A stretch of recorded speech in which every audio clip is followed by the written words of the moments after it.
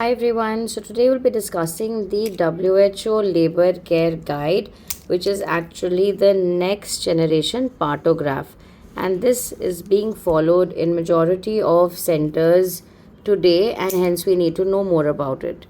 Now it has 7 sections. The first section you can see here is the identification details. We have name of the patient, the parity, the labor onset, and when did active labor start.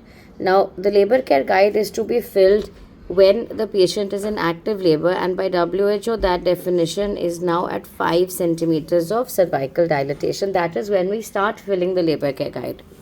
Now you can see right on top is we have the x-axis. What is the x-axis? The x-axis is basically the time. So you're going to mention the time and the hours, okay, in the x-axis. So you can see that this is there, right? So the hours are already pre-mentioned, 1 2 3 4 and so on till 12 hours, and then you have to enter the time. So the patient comes at 6 o'clock, you write 6 o'clock, and each smaller box, that means the bigger box, is divided into 2 smaller sections. This is half an hour each. Also, if you look here, the second stage of labor has a separate mention. This was not there in the earlier partograph, the WHO modified partograph. So this is something which is very new in this partograph. Now if you go now to each of the other sections after identification, the first, actually this is section number 2 because identification is section number 1. This is supportive care. And in supportive care, we have companion, pain relief, oral fluids, posture. Now, and then we have section 3, which is fetal or about the baby. Section 4, which is about the mother. Then we have this entire section, which is about the labor progress. And then we have drugs the mother gets, and then assessment and planning. Now, I'll take you through each section separately. But if you look at this, there is a certain thing written here, the alert column. What is this alert column? Alert column tells us when we need to be alert. That means for example, if the patient, let's start with supportive care, companion. So if the patient has a companion, we write here Y. What is Y? Y means yes, she has a companion. Or maybe D. D means she declines the presence of a companion. She doesn't want anyone there. But if suppose she wants a companion and nobody is there, okay, say her husband went off to have lunch, then we write N. And when you write N, it becomes an alert sign, right? It is alert. So you have to be alerted and you have to offer her a companion. Now this is important because 1:1 care in labor is known to reduce the incidence of prolonged labor. So companionship is very important. Similarly, in other supportive care, we have pain relief. Now again, if she's not getting pain relief, it is an alert sign. So if she's getting pain relief, we write Y. If she declines it, you write D, and N if there's no pain relief. So N is an alert sign. You have to be alerted if she's not getting pain relief. If she's not getting pain relief. Similarly, oral fluids, if she's not taking, it's an alert sign. Posture, remember we have 2 postures. If she's moving around, it is mobile, so we write it as M.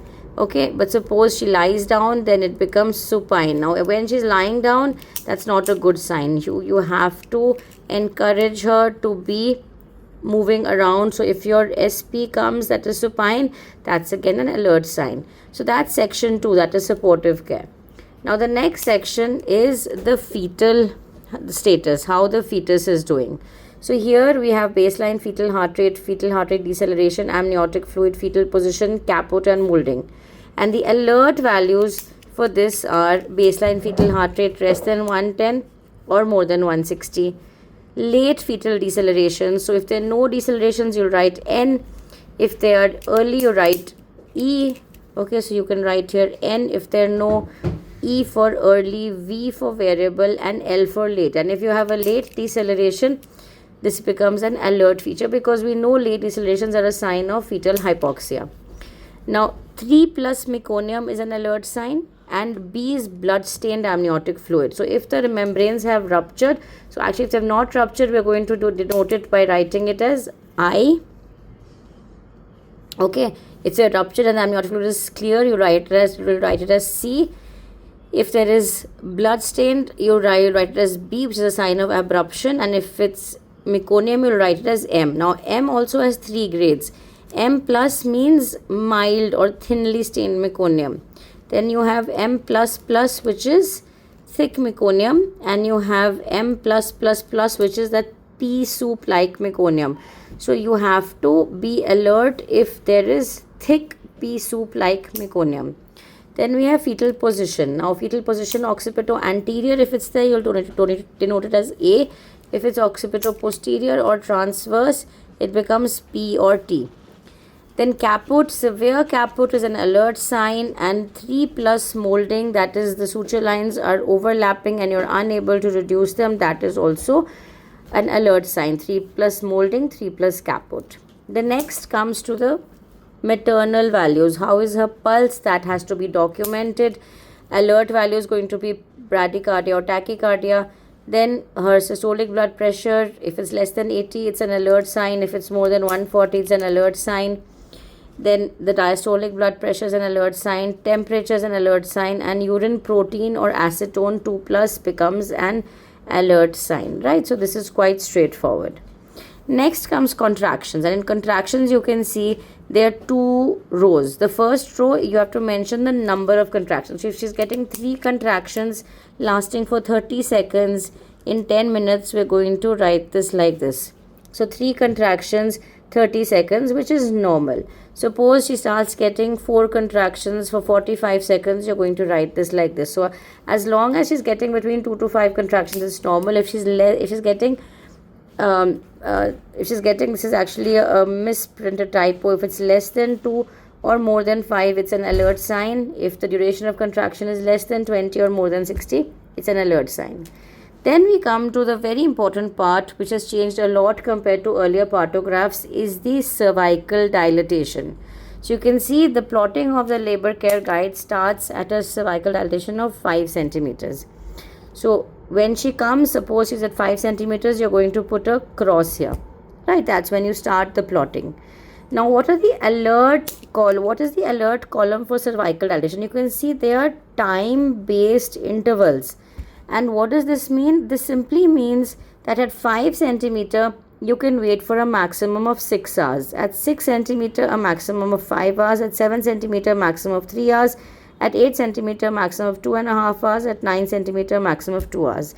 So this tells you the upper limits. As long as everything else is fine, you can wait for 6 hours at 5 centimeters. That means as long as there's no abnormal fetal parameters, no abnormal maternal parameters, fetal heart is good, everything looks fine, you can wait. So suppose the patient came at 5 centimeters and after 3 hours, that is 1, 2, 3, she becomes fully dilated. So you're going to have your graph like this, right? So she's fully dilated. Now once she's fully dilated, she enters the second stage. So we go to the second stage and it clearly says here, the alert is you in second stage insert P to indicate when pushing begins. So suppose she became full but she starts pushing after an hour. So you're going to write here now P means pushing. Now second stage, the upper limit of second stage, how long can you wait in the second stage? For a primigravida, you can wait up to a maximum of 3 hours. In a multigravida, you can wait for a maximum of 2 hours. Now coming to another important part, that is descent in the cervical in the progress of labor. Descent is in terms of fifths palpable. There's no alert limit here, but descent is plotted in terms of fifth of head palpable on abdominal examination. That is when you're doing your second pelvic grip or the pelvic grip or the fourth Leopold maneuver, you see the number of fifths of head palpable. That's what we're plotting here. So if when she came, the head was 3/5 palpable, you'll put a circle here. And suppose when she is fully dilated, the head is not palpable at all, you're going to put a 0 here. So this shows you the descent of the head. Then we have columns for drugs like oxytocin, other medicines, IV fluids.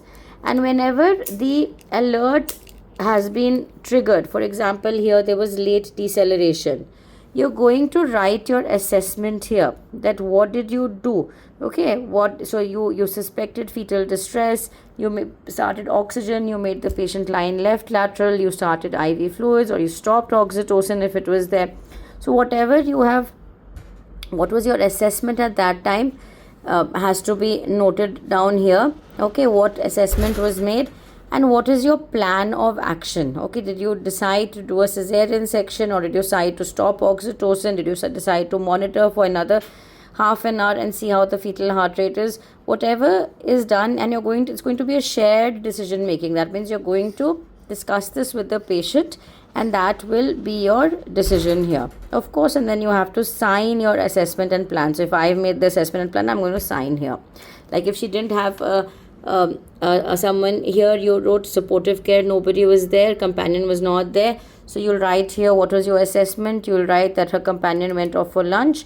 What did you do? You'll write your plan here, that you gave her someone from your team to be there with her during the process of labor.